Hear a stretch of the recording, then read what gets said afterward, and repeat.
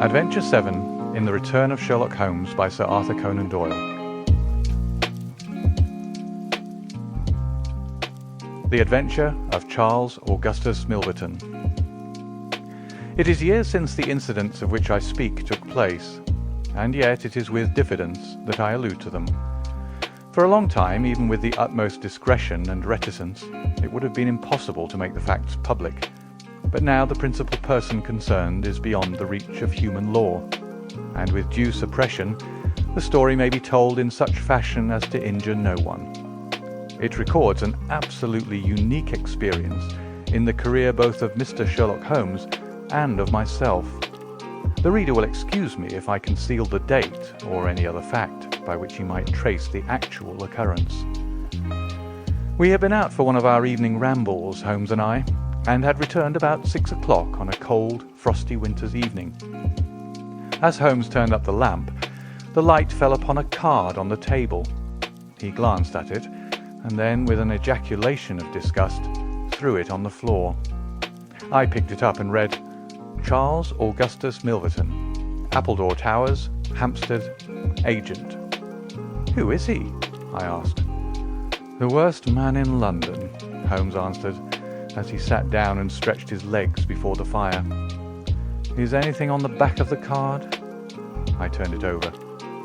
We'll call at 6:30. C.A.M., I read. He's about due. Do you feel a creeping, shrinking sensation, Watson, when you stand before the serpents in the zoo and see the slithery, gliding, venomous creatures with their deadly eyes and wicked, flattened faces? Well, that's how Milverton impresses me. I've had to do with 50 murderers in my career, but the worst of them never gave me the repulsion which I have for this fellow. And yet, I can't get out of doing business with him. Indeed, he's here at my invitation. But who is he? I'll tell you, Watson. He is the king of all the blackmailers. Heaven help the man, and still more the woman, whose secret and reputation come into the power of Milverton. With a smiling face and a heart of marble, he will squeeze and squeeze until he has drained them dry. The fellow is a genius in his way, and would have made his mark in some more savoury trade. His method is as follows. He allows it to be known that he is prepared to pay very high sums for letters which compromise people of wealth and position. He receives these wares, not only from treacherous valets or maids, but frequently from genteel ruffians who have gained the confidence and affection of trusting women. He deals with no niggard hand. I happen to know that he paid £700 to a footman for a note 2 lines in length, and that the ruin of a noble family was the result. Everything which is in the market goes to Milverton, and there are hundreds in this great city who turn white at his name. No one knows where his grip may fall, for he is far too rich and far too cunning to work from hand to mouth. He will hold a card back for years in order to play it at the moment when the stake is best worth winning. I've said that he's the worst man in London, and I would ask you how could one compare the ruffian who in hot blood bludgeons his mate with this man who methodically and at his leisure tortures the soul and wrings the nerves in order to add to his already swollen money-bags. I had seldom heard my friends speak with such intensity of feeling.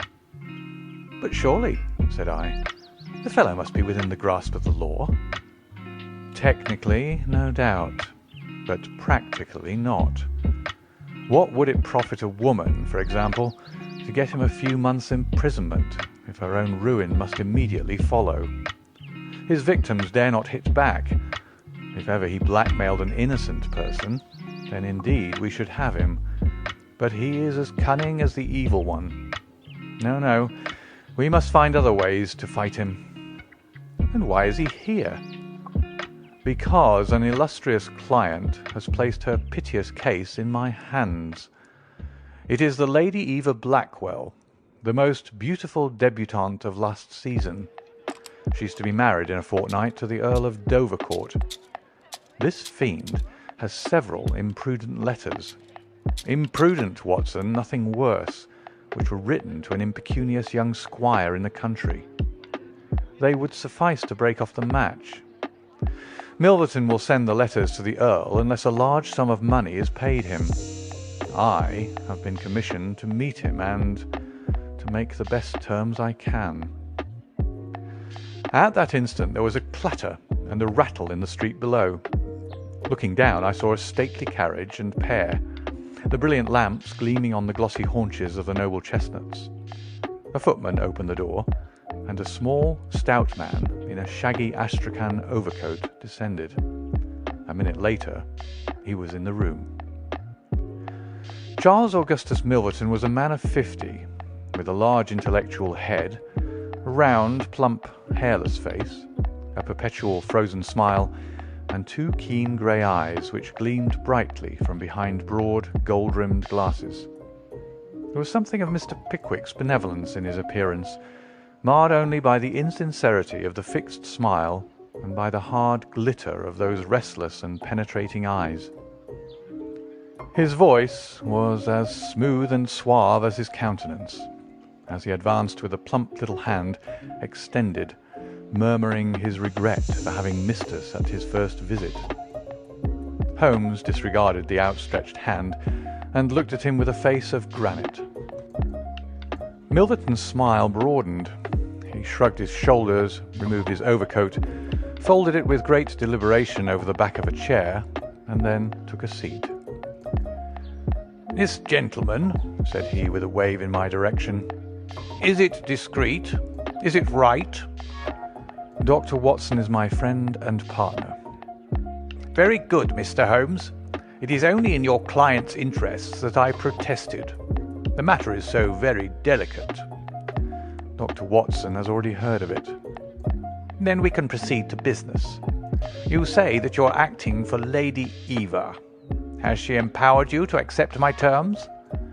"What are your terms?" £7,000. "And the alternative?"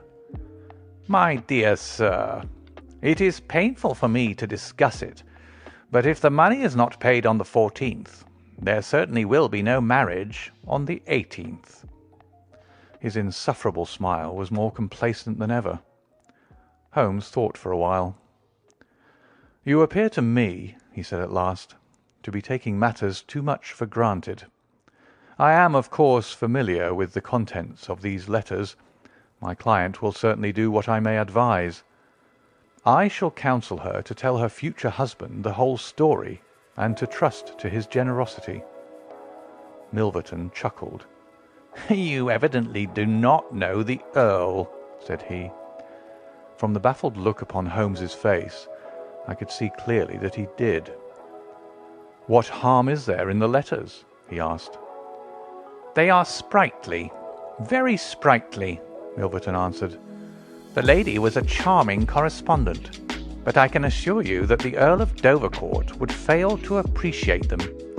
However, since you think otherwise, we'll let it rest at that. It is purely a matter of business.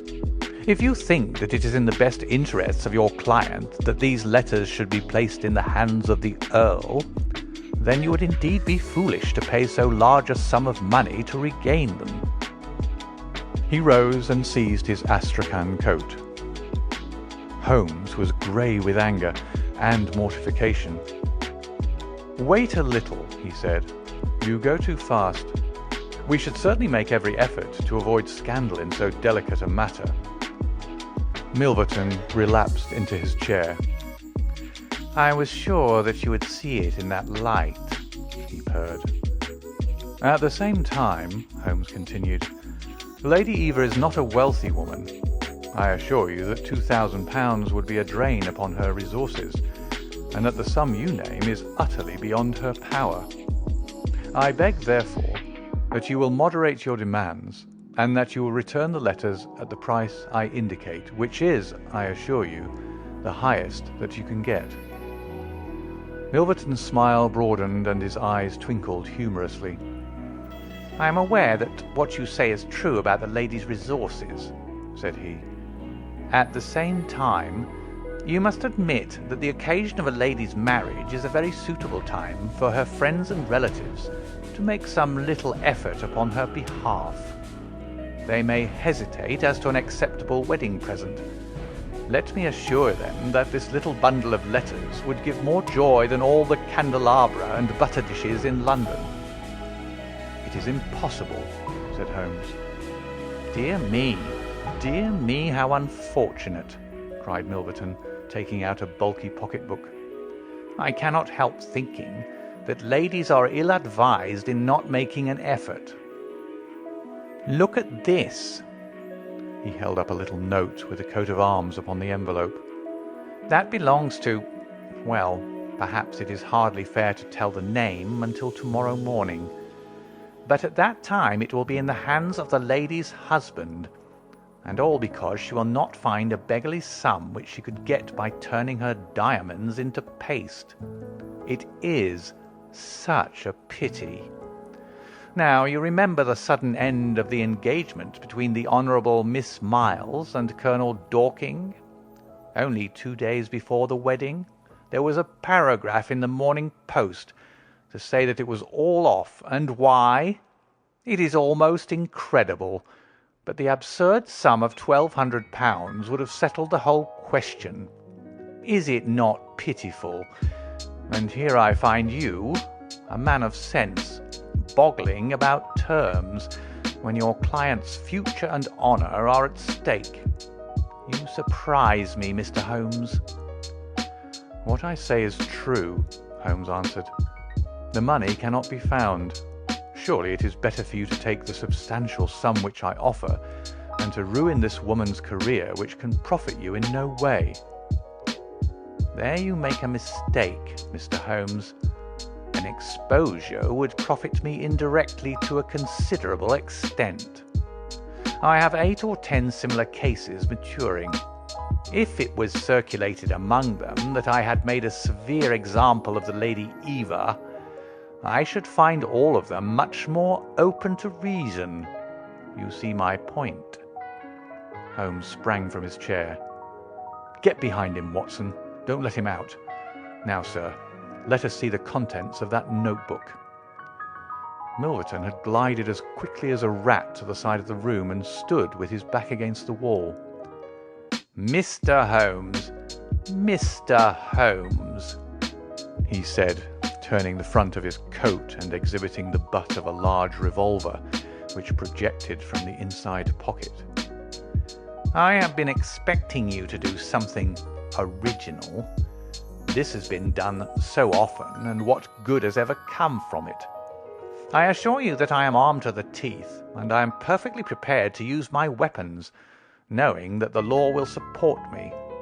Besides, your supposition that I would bring the letters here in a notebook is entirely mistaken. I would do nothing so foolish. And now, gentlemen, I have 1 or 2 little interviews this evening, and it is a long drive to Hampstead." He stepped forward, took up his coat, laid his hand on his revolver, and turned to the door. I picked up a chair, but Holmes shook his head, and I laid it down again.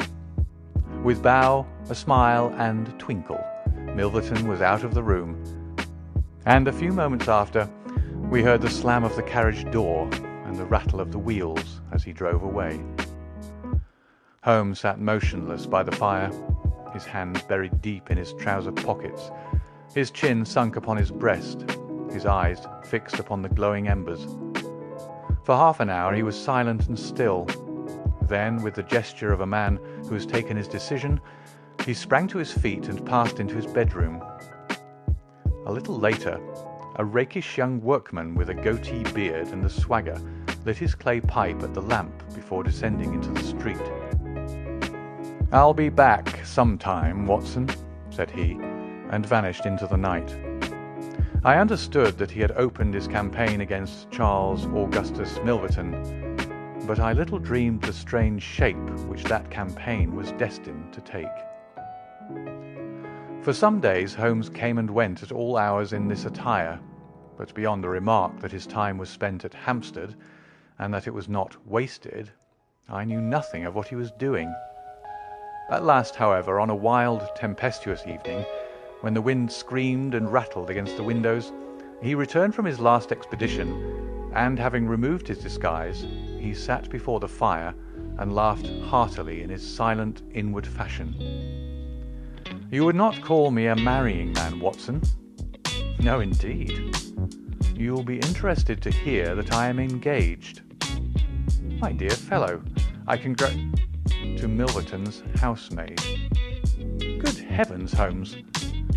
"I wanted information, Watson." "Surely you've gone too far." "It was a most necessary step. I am a plumber with a rising business, Escott by name. I have walked out with her each evening, and I have talked with her. Good heavens, those talks! However, I have got all I wanted. I know Milverton's house as I know the palm of my hand." "But the girl, Holmes?" He shrugged his shoulders. "You can't help it, my dear Watson. You must play your cards as best you can when such a stake is on the table. However, I rejoice to say that I have a hated rival who will certainly cut me out the instant that my back is turned. What a splendid night it is." "You like this weather?"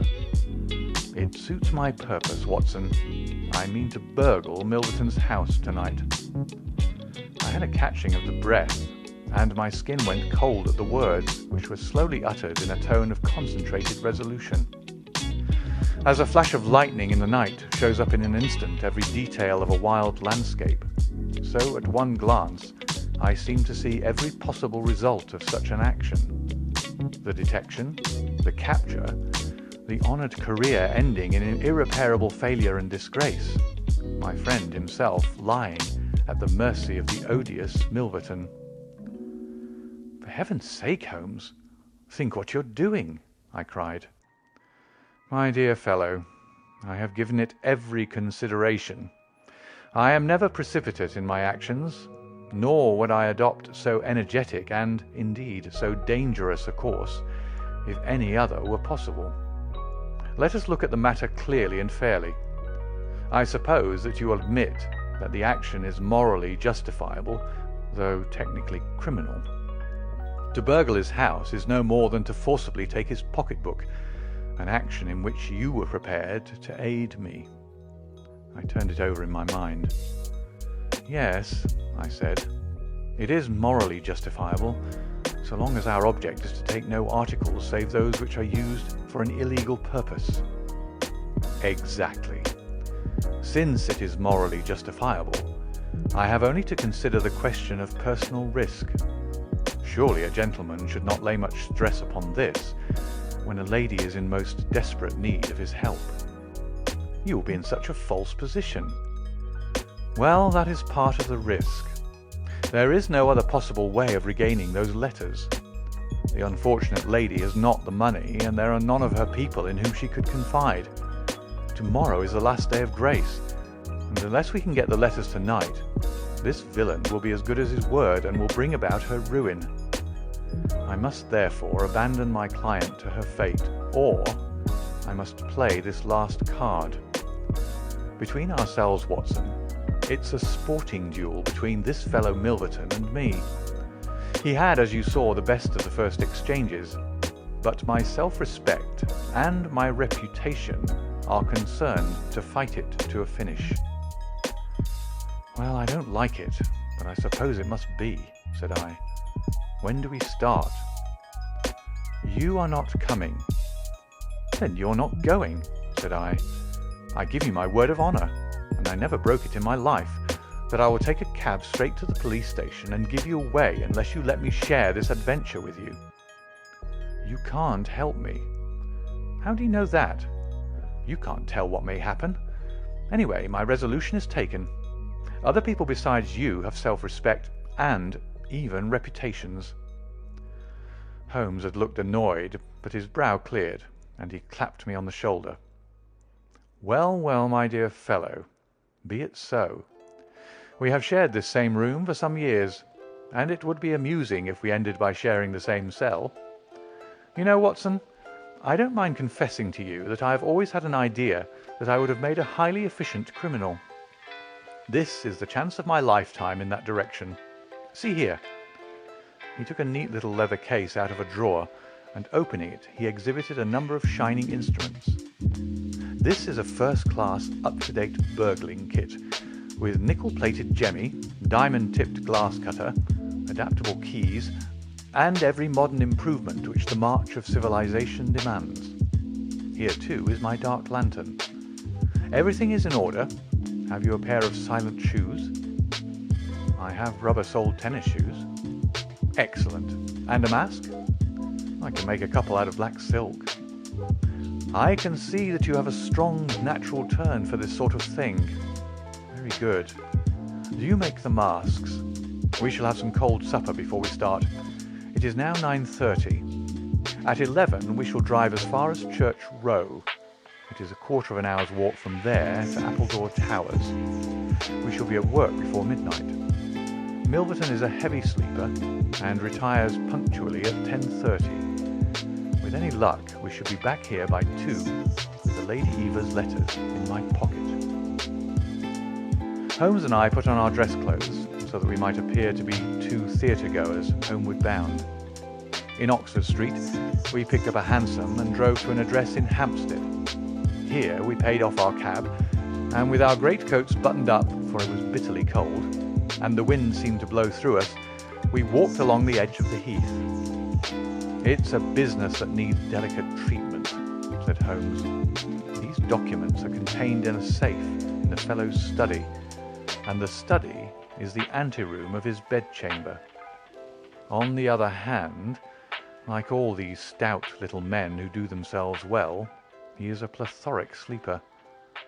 Agatha, that's my fiancée, says it is a joke in the servants' hall that it's impossible to wake the master. He has a secretary who is devoted to his interests and never budges from the study all day. That's why we're going at night. Then he has a beast of a dog which roams the garden. I met Agatha late the last 2 evenings, and she locks the brute up so as to give me a clear run. This is the house, this big one in its own grounds. Through the gate, now to the right among the laurels. We might put on our masks here, I think. You see, there is not a glimmer of light in any of the windows, and everything is working splendidly."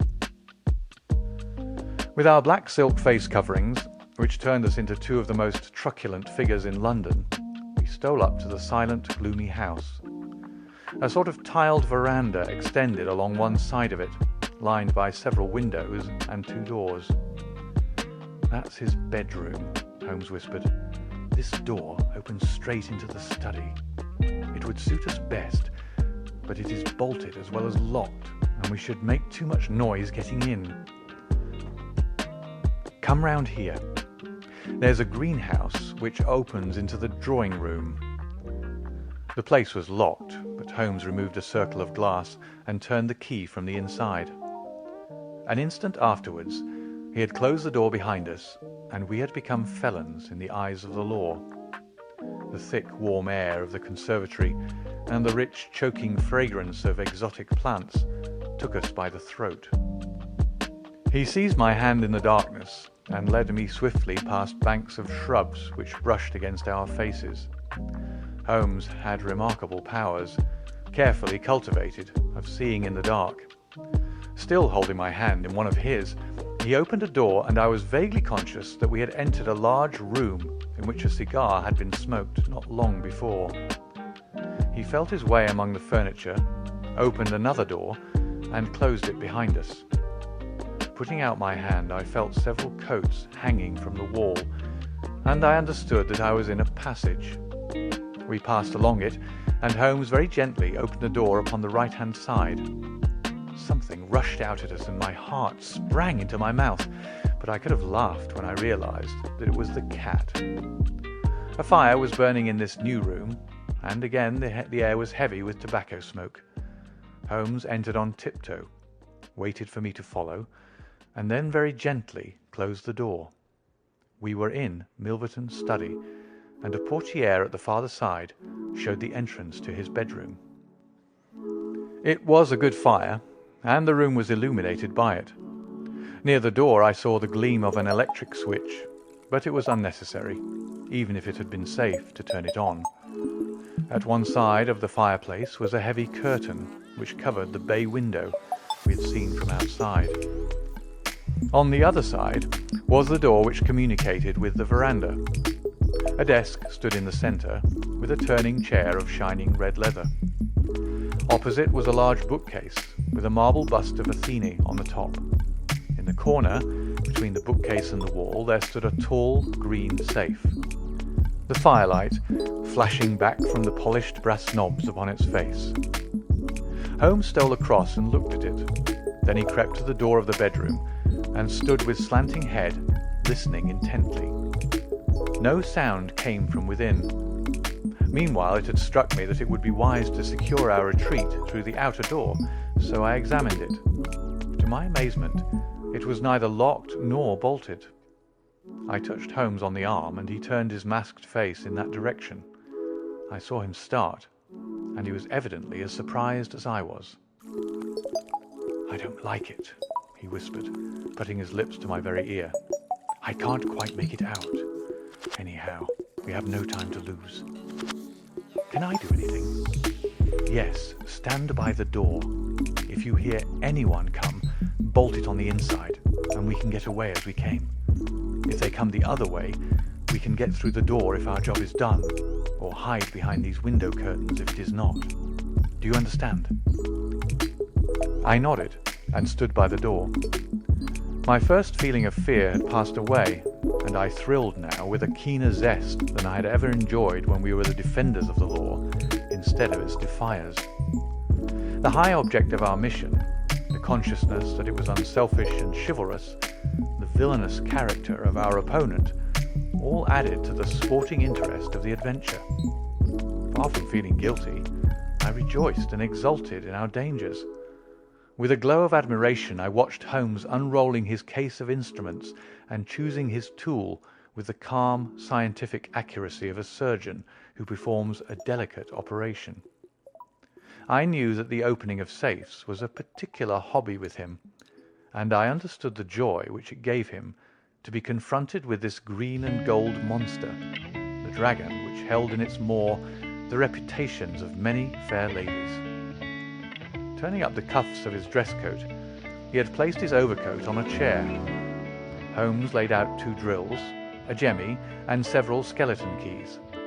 I stood at the centre door with my eyes glancing at each of the others, ready for any emergency, though, indeed, my plans were somewhat vague as to what I should do if we were interrupted. For half an hour, Holmes worked with concentrated energy, laying down one tool, picking up another, handling each with the strength and delicacy of the trained mechanic. Finally, I heard a click. The broad green door swung open, and inside I had a glimpse of a number of paper packets, each tied, sealed, and inscribed. Holmes picked one out, but it was as hard to read by the flickering fire, and he drew out his little dark lantern, for it was too dangerous, with Milverton in the next room, to switch on the electric light. Suddenly, I saw him halt, listen intently, and then in an instant he had swung the door of the safe to, picked up his coat, stuffed his tools into the pockets, and darted behind the window curtain, motioning me to do the same. It was only when I had joined him there that I heard what had alarmed his quicker senses. There was a noise somewhere within the house. A door slammed in the distance. Then a confused, dull murmur broke itself into the measured thud of heavy footsteps rapidly approaching. They were in the passage outside the room. They paused at the door. The door opened. There was a sharp snick as the electric light was turned on. The door closed once more, and the pungent reek of a strong cigar was borne to our nostrils. Then the footsteps continued backward and forward, within a few yards of us. Finally, there was a creak from a chair, and the footsteps ceased.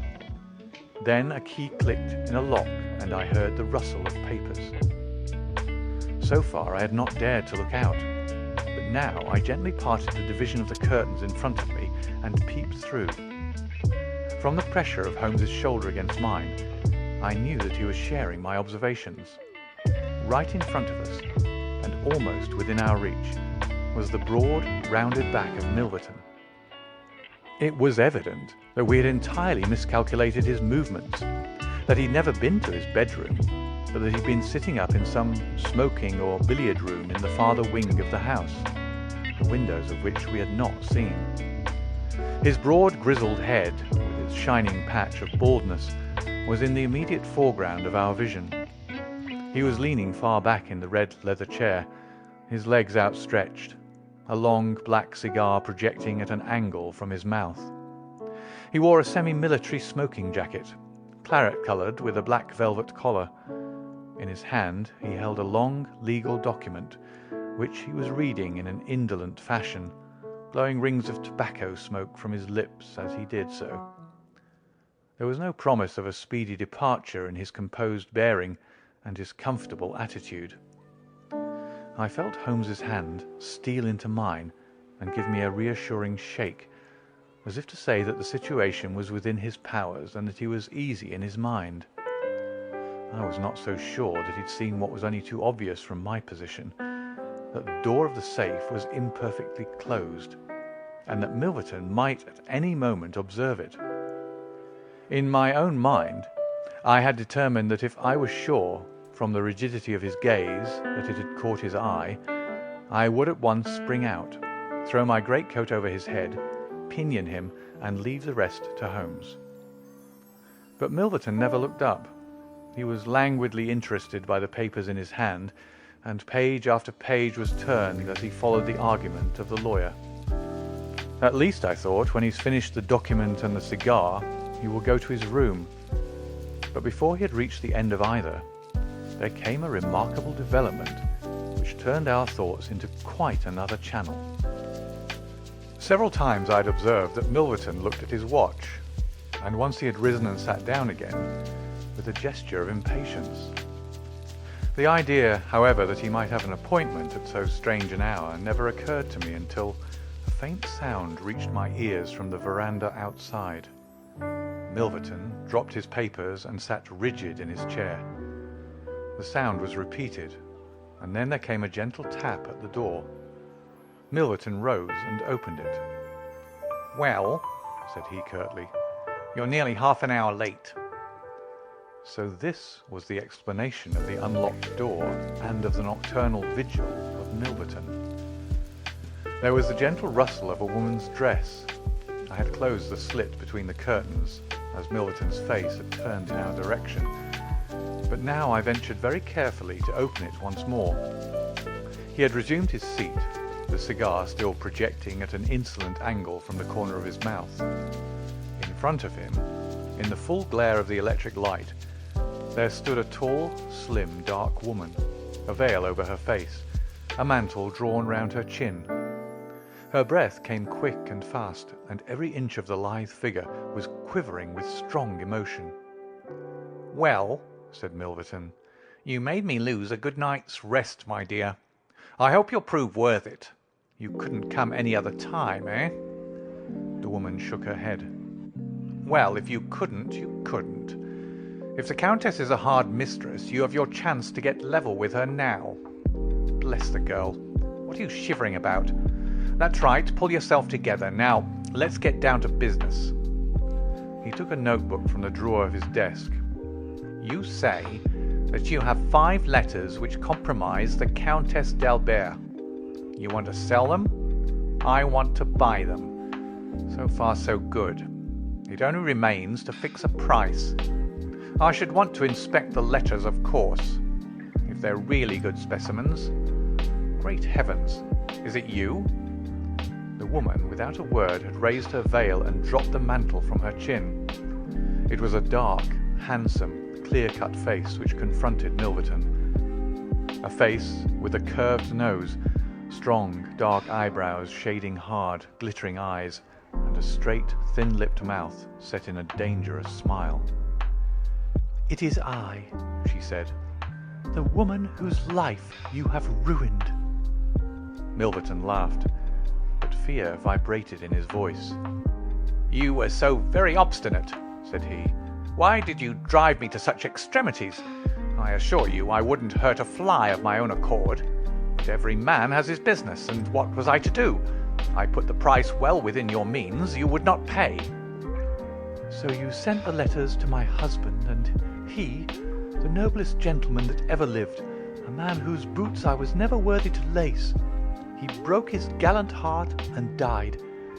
You remember that last night when I came through that door, I begged and prayed you for mercy, and you laughed in my face as you are trying to laugh now. Only your coward heart can't keep your lips from twitching. Yes, you never thought to see me here again, but it was that night which taught me how I could meet you face to face and alone. Well, Charles Milverton, what have you to say?" "Don't imagine that you can bully me," said he, rising to his feet. "I have only to raise my voice, and I could call my servants and have you arrested. But I'll make allowance for your natural anger. Leave the room at once as you came, and I will say no more." The woman stood with her hand buried in her bosom, and the same deadly smile on her thin lips. "You will ruin no more lives as you have ruined mine. You will wring no more hearts as you wrung mine. I will free the world of a poisonous thing. Take that, you hound, and that, and that, and that!" She had drawn a little gleaming revolver and emptied barrel after barrel into Milverton's body, the muzzle within 2 feet of his shirt front. He shrank away and then fell forward upon the table, coughing furiously and clawing among the papers. Then he staggered to his feet, received another shot, and rolled upon the floor. "You've done me!" he cried, and lay still. The woman looked at him intently and ground her heel into his upturned face. She looked again, but there was no sound or movement. I heard a sharp rustle. The night air blew into the heated room, and the avenger was gone. No interference upon our part could have saved the man from his fate. But as the woman poured bullet after bullet into Milverton's shrinking body, I was about to spring out, when I felt Holmes's cold, strong grasp upon my wrist. I understood the whole argument of that firm, restraining grip, that it was no affair of ours, that justice had overtaken a villain, that we had our own duties and our own objects which were not to be lost sight of. But hardly had the woman rushed from the room when Holmes, with swift, silent steps, was over at the other door. He turned the key in the lock. At the same instant, we heard voices in the house and the sound of hurrying feet. The revolver shots had roused the household. With perfect coolness, Holmes slipped across to the safe, filled his 2 arms with bundles of letters, and poured them all into the fire. Again and again he did it, until the safe was empty. Someone turned the handle and beat upon the outside of the door. Holmes looked swiftly round. The letter, which had been the messenger of death for Milverton, lay all mottled with his blood upon the table. Holmes tossed it in among the blazing papers. Then he drew the key from the outer door, passed through after me, and locked it on the outside. "This way, Watson," said he. "We can scale the garden wall in this direction." I could not have believed that an alarm could have spread so swiftly. Looking back, the huge house was one blaze of light. The front door was open, and figures were rushing down the drive. The whole garden was alive with people, and one fellow raised a view hallo as we emerged from the veranda and followed hard at our heels. Holmes seemed to know the grounds perfectly, and he threaded his way swiftly among a plantation of small trees, I close at his heels, and our foremost pursuer panting behind us. It was a 6-foot wall which barred our path, but he sprang to the top and over. As I did the same, I felt the hand of the man behind me grab at my ankle, but I kicked myself free and scrambled over a grass-strewn coping.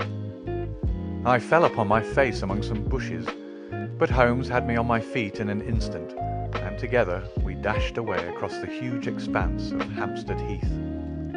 We had run 2 miles, I suppose, before Holmes at last halted and listened intently. All was absolute silence behind us. We had shaken off our pursuers and were safe. We had breakfasted and were smoking our morning pipe on the day after the remarkable experience which I have recorded, when Mr. Lestrade of Scotland Yard, very solemn and impressive, was ushered into our modest sitting-room. "Good morning, Mr. Holmes," said he. "Good morning. May I ask you if you're very busy just now?" "Not too busy to listen to you." "I thought that perhaps, if you'd nothing particular on hand, you might care to assist us in a most remarkable case which occurred only last night at Hampstead." "Dear me," said Holmes, "what was that?" "A murder. A most dramatic and remarkable murder. I know how keen you are upon those things, and I would take it as a great favour if you would step down to Appledore Towers and give us the benefit of your advice. It is no ordinary crime. We've had our eyes upon this Mr. Milverton for some time, and between ourselves he was a bit of a villain. He's known to have held papers which he used for blackmailing purposes. These papers have all been burned by the murderers. No article of value was taken, as it is probable that the criminals were men of good position, whose sole object was to prevent social exposure." "Criminals?" said Holmes. "Plural?" "Yes. There were two of them.